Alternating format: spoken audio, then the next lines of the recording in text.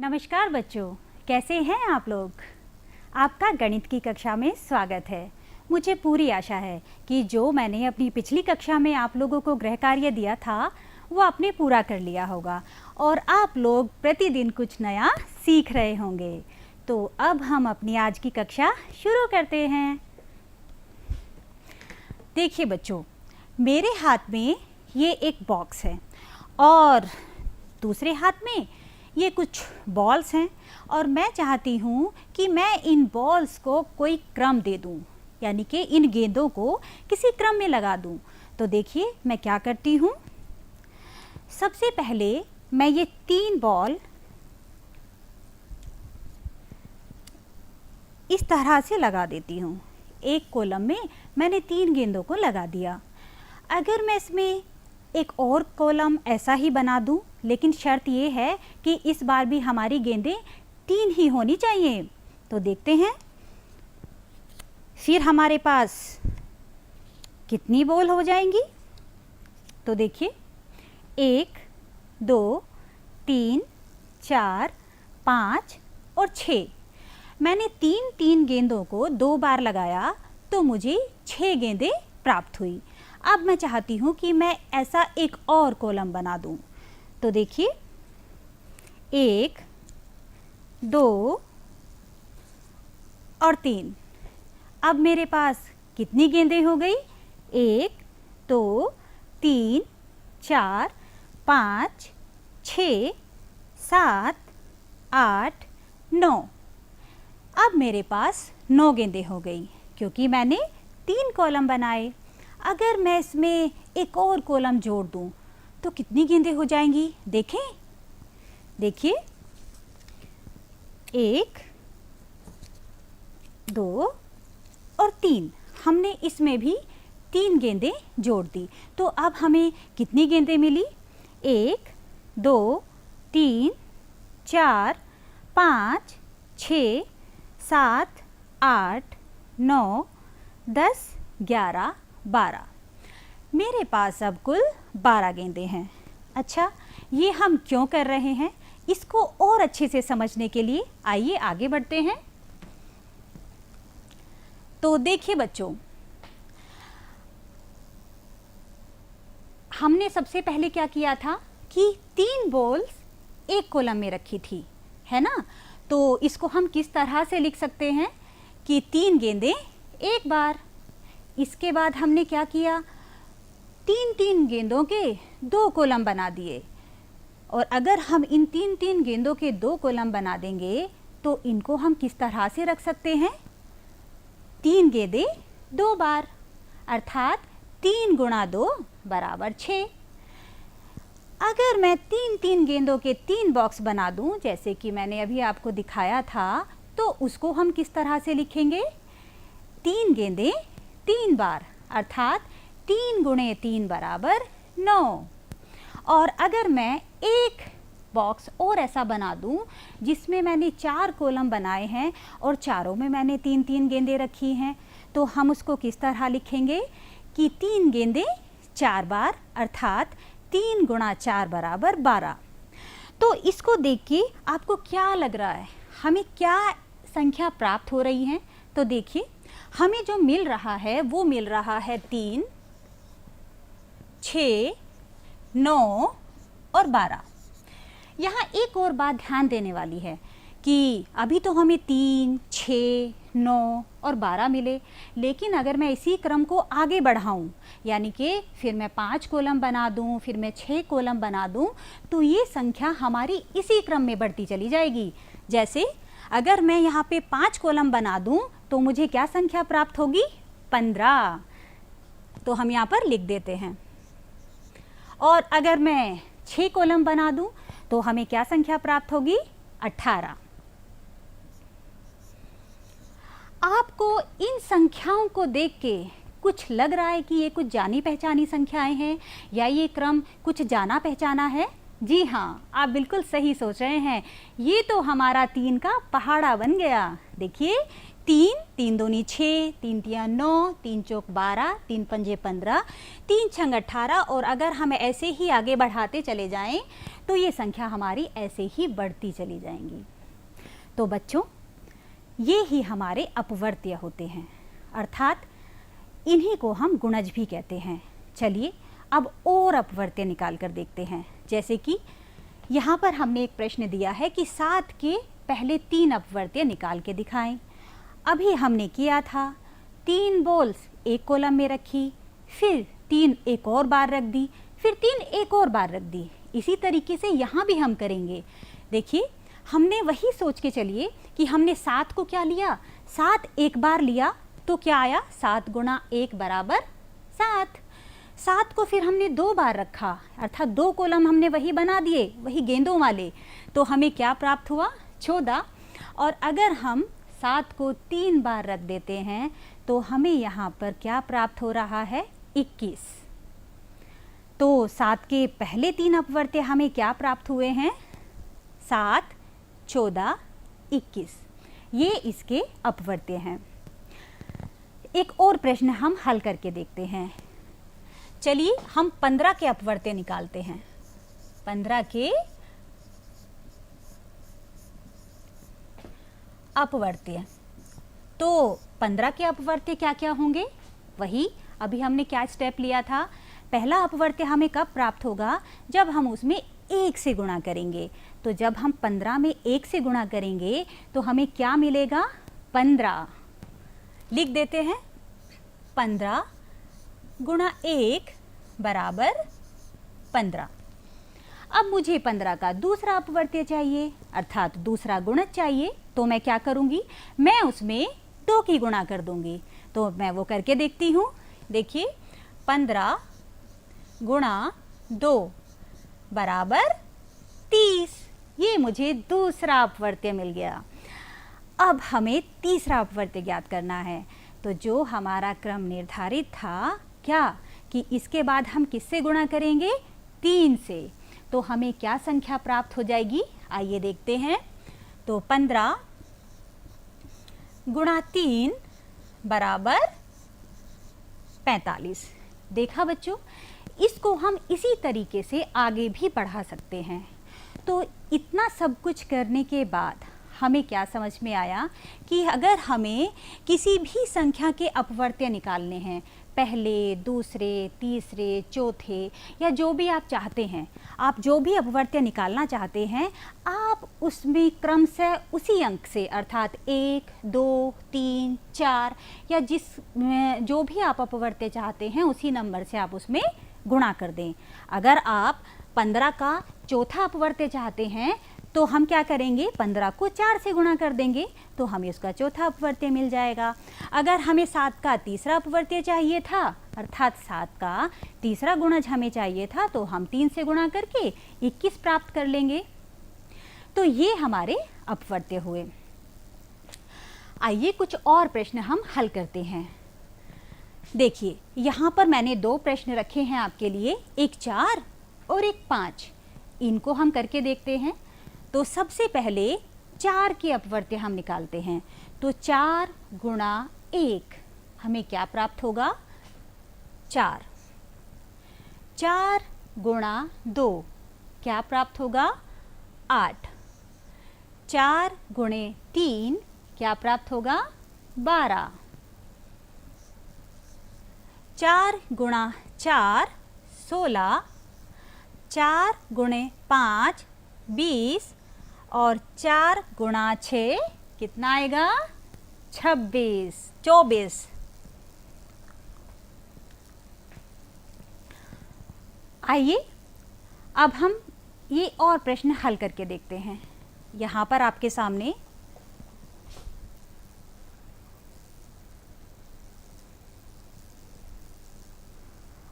Eraser नहीं आ रही भैया,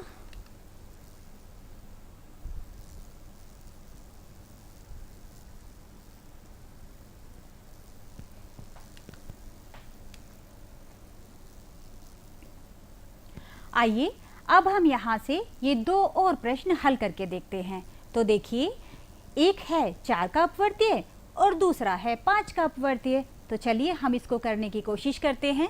देखिए 4 गुणा 1 हमें पहला अपवर्त्य प्राप्त हो जाएगा, तो हम यहाँ पर लिख देंगे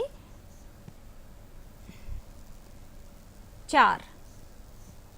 इसके बाद 4 गुणे 2 मतलब हमें दूसरा अपवर्त्य मिल जाएगा, तो आ जाएगा 8। 4 गुणे 3 12, 4 गुणे 4 16, 4 गुणा 5 20 और 4 गुणा 6 24। देखा आप लोगों ने, हमने 4 के पहले 6 अपवर्त्य ज्ञात कर लिए हैं। अब हमें क्या करना है, अब हम 5 के अपवर्त्य ज्ञात करेंगे, और ज्ञात करने का वही एक तरीका है कि हम उनको क्रमशः गुणा करते चले जाएंगे। तो चलिए करते हैं। तो 5 का पहला अपवर्त्य जो हमें प्राप्त होगा वो 1 से गुणा करने पर प्राप्त होगा। तो 5 गुणा 1 हमें मिलेगा 5। 5 गुणे 2 10, 5 गुणा 3 15, 5 गुणा 4 20, 5 गुणा 5 25 और 5 गुणा 6 30। देखा, हमने 4 और 5 दोनों के अपवर्त्य निकाल लिए हैं। चलिए 1-2 प्रश्न और हल करके देखते हैं। तो मैं चाहती हूँ कि मैं अब यहाँ पर 8 के अपवर्त्य निकालूं, तो आप लोग मेरी हेल्प करेंगे ना? हाँ, मेरे साथ साथ आप भी कीजिए। तो देखिए 8 गुणे 1, तो हमें क्या प्राप्त हो जाएगा? 8। 8 का दूसरा अपवर्त्य हमें चाहिए, तो अब हम यहाँ पर क्या करेंगे? 2 से गुणा कर देंगे। तो 8 गुणा 2 16। 8 का तीसरा अपवर्त्य चाहिए, तो 8 गुणा 3 24, 8 गुणा 4 32, 8 गुणा 5 40। ये हमने 8 के कुछ अपवर्त्य निकाले। अब हम 9 के अपवर्त्य निकाल कर देख लेते हैं। तो 9 का पहला अपवर्त्य आप बहुत अच्छे से अब तक जान चुके हैं, समझ चुके हैं कि हम कैसे निकालते हैं। तो पहले 1 से गुणा कर देंगे तो हमें पहला अपवर्त्य मिल जाएगा। तो 9 गुणे 1 बराबर 9 और 9 गुणा 2 बराबर 18। ये दूसरा अपवर्त्य हुआ। 9 गुणा 3 बराबर 27, 9 गुणा 4 बराबर 36, 9 गुणा 5 बराबर 45। देखिए ये हमारे कुछ अपवर्त्य हुए। तो इसको देख के हमें क्या पता चल रहा है कि किसी भी संख्या का हम अगर अपवर्त्य निकाल रहे हैं तो क्रम से गुणा करने पर वो हमें प्राप्त हो जाता है। चलिए अब हम कुछ आपके और अपने ज्ञान की चेकिंग करते हैं। तो देखिए, क्या 3 का अपवर्त्य 12 है? सोचिए सोचिए। हाँ, सोच भी लिया। तो देखिए 3 का अपवर्त्य 12 है। हाँ, क्योंकि 3 गुणा 4 बराबर 12 आता है। देखिए 3 गुणा 4 हमारा क्या होता है? 12 होता है। तो ये हमारा अपवर्त्य हुआ। इसके बाद क्या 4 का अपवर्त्य 16 है? हाँ, ये तो आप बता ही देंगे बिल्कुल कि 4 का अपवर्त्य 16 है, क्योंकि 4 गुणा 4 बराबर 16 होता है। हम इसको लिख भी देते हैं। अब इससे हमें क्या पता चलता है? तो अब ये सारा जो हमने अब तक किया है, इसको देखने के बाद हम कह सकते हैं कि किसी संख्या का अपवर्त्य उस संख्या को किसी संख्या से गुणा करने पर प्राप्त हो जाता है। अब हम बात करते हैं अपवर्तक की। यहाँ तक हमने जाना अपवर्त्य के बारे में, और हमने ये भी जाना कि अपवर्त्य को हम गुणज भी कहते हैं। अब हम अपवर्तक के बारे में जानेंगे। इसमें आगे बढ़ने से पहले मैं चाहती हूँ कि हम एक एक्टिविटी करें। तो आप सब लोग ध्यान से देखिएगा। देखिए मेरे हाथ में ये कुछ टॉफ़ियाँ हैं और कितनी हैं हम इनको गिन लेते हैं। 1 2 3 4 5 6, मेरे पास ये कुल 6 टॉफ़ियाँ हैं और मैं ये 6 टॉफ़ियाँ अपने बच्चों को बांटना चाहती हूँ। तो मैं ऐसे कौन कौन से तरीके अपनाऊंगी कि मैं उनको दे पाऊँ, तो देखते हैं। देखिए सबसे पहला तो तरीका ये है कि मैं किसी एक बच्चे को ये 6 की 6 टॉफ़ियाँ दे दूँ, तो मेरी सारी टॉफ़ियाँ मैं अपने बच्चों को बांट दूँगी। क्या इसके अलावा कुछ है? हाँ, करके देखते हैं। अब इस बार हम क्या करते हैं कि एक एक टॉफ़ियाँ बांटते हैं। देखिए एक मैंने एक बच्चे को दी, दूसरे बच्चे को, फिर तीसरे बच्चे को, फिर चौथे को, फिर पांचवे को और फिर छठे को। तो यहाँ पर आप देख रहे हैं कि मैंने 6 टॉफ़ियाँ 6 बच्चों में बांट दी और प्रत्येक के पास एक एक टॉफ़ी गई। इसके बाद अगर मैं 2-2 टॉफ़ियाँ बांटूं तो देखते हैं कि हमारे कितने बच्चों को मिलेंगी। तो देखिए एक बच्चे को 2 दी, फिर दूसरे बच्चे को 2 और फिर तीसरे बच्चे को मैंने 2 टॉफ़ी दी। तो कितनी हो गई? 2 3 4 5 और 6। मैंने 6 टॉफ़ियाँ बच्चों में बांट दी, लेकिन कितने बच्चों में बांटी गई? 1 2 और 3, केवल 3 बच्चों में बटी। इसके बाद हम करते हैं कि हम अपनी टॉफ़ियों की संख्या बढ़ा देते हैं और देखते हैं कि 3-3 टॉफ़ियाँ अगर हम दें तो कितने बच्चों को जाएंगी। देखिए मैंने ये 3 टॉफ़ियाँ एक बच्चे को दी और ये 3 टॉफ़ियाँ एक बच्चे को दी, तो अब मैं कितने बच्चों को दे पाई? 2 बच्चों को। क्या हम 4-4 दे सकते हैं? नहीं, क्योंकि अगर हम 4 देंगे देखिए तो दूसरे के पास केवल 2 रह जाएंगी और ये तो अन्याय है कि एक बच्चे को 4 मिले और दूसरे को 2 मिले। तो हम क्या करेंगे? हमने यहाँ पर क्या देखा? अब देखिए जो अब तक हमने किया उसको हम लिख देते हैं। हमने यहाँ पर जैसे लिखा था कि हमारे पास कितनी टॉफ़ियाँ थी? 6, और जब हमें 6 प्राप्त हुई तो हमने एक बार एक एक दे दी, उसके बाद 2, उसके बाद 3 और फिर एक बार हमने 6 भी दी थी। ये हमने क्यों किया? आइए इसको भी देखते हैं। देखिए यहाँ पर हम एक नई कहानी में चलते हैं। जैसे कि मेरे पास अब कितनी टॉफ़ियाँ हैं? अब 6 नहीं हैं, अब बढ़ गई, क्योंकि बच्चों ने कहा हमें तो ज़्यादा चाहिए, तो इसके लिए मुझे बढ़ानी पड़ी। तो देखिए गिन लेते हैं कि ये हैं कितनी। तो देखिए 1 2 3 4 5 6 7 8 9 10 11 और 12। यहाँ पर 12 टॉफ़ियाँ हैं और मैंने क्या किया है कि 12 टॉफ़ियों को एक एक बच्चे को बांट दिया, जैसा अभी हमने 6 टॉफ़ियों के साथ किया था। तो ये कितने बच्चों को मिल जाएंगी? 12 बच्चों को। और हम इनको कैसे लिखेंगे? देखते हैं कि हमारा पहला तरीका क्या होगा। तो देखिए हम लिखेंगे 12 बराबर 1 गुणा 12, ये हमारा पहला तरीका होगा। इसके बाद दूसरे तरीके पर हम चलते हैं। तो देखिए हमने यहाँ पर क्या किया है कि इस बार हमने 2-2 टॉफ़ियाँ बांटी, लेकिन जैसे ही हमने 2-2 टॉफ़ियाँ बांटी तो हमारे कम बच्चों को मिली। और कितने कम को मिली? 1 2 3 4 5 और 6। इस बार 6 बच्चों को मिली। तो ये हमारा दूसरा तरीका होगा। इसको हम लिख देंगे कि 12 बराबर 2 गुणा 6। इसके बाद तीसरा तरीका देखिए कि इस बार हमने 3-3 टॉफ़ियाँ दे दी, और जब हमने 3-3 टॉफ़ियाँ दी तो भी प्रत्येक बच्चे को बराबर टॉफ़ी मिली, किसी को भी कम या ज़्यादा नहीं मिली है। तो ये हमारा तीसरा तरीका होगा और इसको हम लिख देंगे 12 बराबर 3 गुणे 4। इसके बाद अगला हम क्या सोच सकते हैं, देखते हैं। इस बार मैंने क्या किया कि ये टॉफ़ियाँ 4-4 के ग्रुप में मैंने बच्चों को दी, तो इस बार भी बराबर थी, किसी के पास ना ज़्यादा ना कम। तो देखिए लेकिन इस बार फिर और बच्चों की संख्या कम हो गई। इस बार हमने सिर्फ 3 बच्चों को टॉफ़ियाँ दे पाए।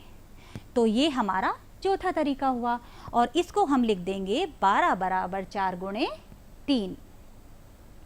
हमारा पांचवा तरीका देखिए, इस बार हमने कितनी टॉफियाँ दी, चलिए गिन लेते हैं।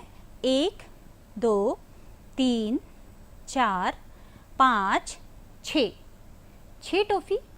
1 2 3 4 5 और 6, यहाँ भी 6 टॉफियाँ, दोनों जगह 6-6 हैं। लेकिन हमारे कितने बच्चों को ये मिल पाई हैं? 2 बच्चों को। तो ये हमारा पांचवा तरीका होगा। इसके बाद देखिए छठवां तरीका।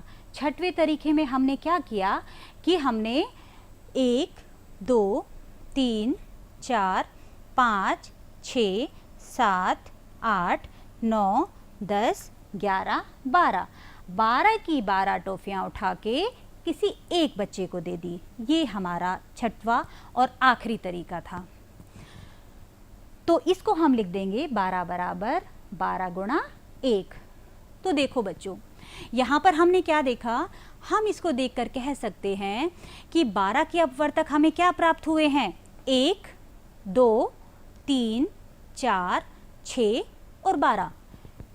वो सभी जितने तरीके हमने सोचे और जिन जिन का हमने ग्रुप बनाया, वो सभी हमारे क्या हैं? अपवर्तक। क्या हैं वो? हमारे अपवर्तक। और इनको हम गुणनखंड भी कहते हैं। देखिए आपके सामने कुछ और संख्याएं यहाँ पर लिखी हुई हैं और मैं चाहती हूँ कि हम जाने कि ऐसा क्या था कि जो हमें लगे कि ये एक जैसा है। देखिए यहाँ पर मैंने 2 के अपवर्तक निकाले, तो 2 के अपवर्तक हमें क्या प्राप्त हुए? 1 और 2, हमें 2 अपवर्तक प्राप्त हुए। 6 के हमें अपवर्तक क्या प्राप्त हुए? 1 2 3 और 6, ये हमें 6 के अपवर्तक प्राप्त हुए। इसके बाद 12 के अपवर्तक देख लेते हैं। तो 12 के अपवर्तक हमें जो प्राप्त हुए हैं वो हैं 1 2 3 4 6 और 12। इसको ध्यान से देखिए, कुछ लग रहा है ना कि एक जैसा है? जी हाँ, देखिए एक यहाँ भी है, यहाँ भी और यहाँ भी। इसका मतलब क्या हुआ कि प्रत्येक संख्या का अपवर्तक 1 अवश्य होता है। अगर हम किसी भी संख्या का अपवर्तक निकालेंगे तो हमें 1 तो मिलेगा ही मिलेगा। इसके बाद और हम इसमें क्या देखकर बता पा रहे हैं? देखिए हम 2 का निकाल रहे हैं तो हमें 2 मिल रहा है। 6 का निकाल रहे हैं तो यहाँ पर हमें 6 भी मिल रहा है। 12 का निकाल रहे हैं तो हमें 12 भी मिल रहा है। तो इससे क्या निष्कर्ष निकला कि जिस संख्या का हम अपवर्तक निकालते हैं वह संख्या खुद की भी अपवर्तक होती है। तो देखिए ये इसके कुछ रोचक तथ्य हैं। जैसा हमने अभी बताया था कि एक प्रत्येक संख्या का अपवर्तक होता है, एक सब में मिलेगा। आप किसी भी संख्या का अपवर्तक निकालेंगे मिलेगा। प्रत्येक संख्या स्वयं की अपवर्तक होती है, जो अभी हमने बताया कि 2 का 2 है, 6 का 6 और 12 का 12। इसी तरीके से किसी संख्या का प्रत्येक अपवर्तक उस संख्या का पूर्ण विभाजक होता है। देखिए इसको हम चाहें तो सिद्ध कर सकते हैं। कैसे? आप इसमें से कोई भी एक अपवर्तक उठाइए। जैसे अभी हमें जानना है कि 6, तो और हम इसका ये एक अपवर्तक ले लेते हैं 3।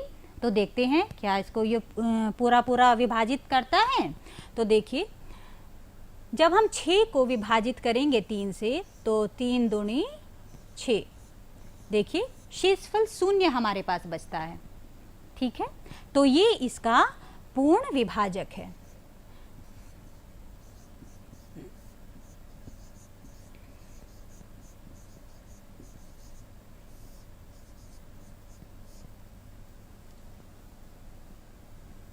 तीन का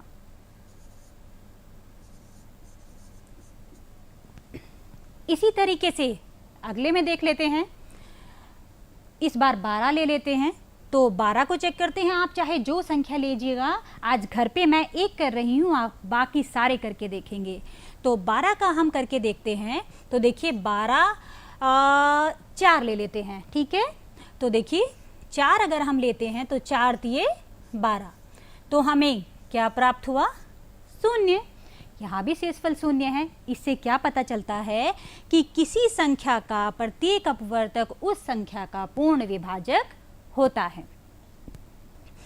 अब आगे बढ़ते हैं कि किसी संख्या के अपवर्तकों की संख्या सीमित होती है। अब वो कैसे होती है? आप 2 का देखिए, 2 के अपवर्तक कितने हैं? 2, इतने ही होंगे, इससे ज़्यादा नहीं हो सकते। 6 के अपवर्तक कितने हैं? 1 2 3 4, 4 हैं। 12 के अपवर्तक कितने हैं? 1 2 3 4 5 6, 12 के 6 अपवर्तक हैं। तो हमने यहाँ पर देखा कि प्रत्येक संख्या के सीमित अपवर्तक हैं। अब जो एक लास्ट रोचक तथ्य बचा है वो ये है कि किसी संख्या का प्रत्येक अपवर्तक उस संख्या से या तो छोटा होगा या उसके बराबर होगा। कहने का मतलब ये कि किसी भी संख्या का अपवर्तक उस संख्या से बड़ा नहीं हो सकता। जैसे देखिए 2 के जितने भी अपवर्तक हैं या तो वो उससे छोटे हैं या उसके बराबर हैं। 6 के जितने अपवर्तक हैं वो या तो 6 से छोटे हैं या उसके बराबर हैं। 12 के जितने अपवर्तक हैं वो या तो उससे छोटे हैं और या उसके बराबर हैं।